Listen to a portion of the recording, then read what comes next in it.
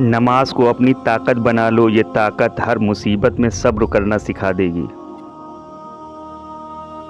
اللہ کی رحمت سے کبھی مایوس مت ہونا، وہ بہت کچھ دینے سے پہلے تمہارے صبر کا امتحان لیتا ہے۔ چھوٹے ہمیشہ اپنے بڑوں سے سیکھتے ہیں، عبادت بھی، نفرت بھی اور محبت بھی۔ نبی پاک صلی اللہ علیہ وسلم نے فرمایا، جو نماز بیٹھ کر پڑھی جاتی ہے اس کا ثواب آدھا ہے کھڑے رہنے کے مقابلے میں، اور جو نماز بیٹھ کر پڑھی جاتی ہے اس کا ثواب آدھا ہے بیٹھ کے پڑھنے کے مقابلے میں۔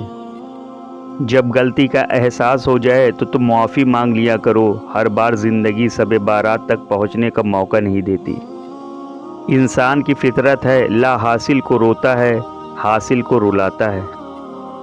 لوگوں سے زیادہ اللہ کی ناراضگی کا خیال کرو، کیونکہ لوگ نہ تو تمہارا رزق چھین سکتے ہیں اور نہ ہی موت دے سکتے ہیں۔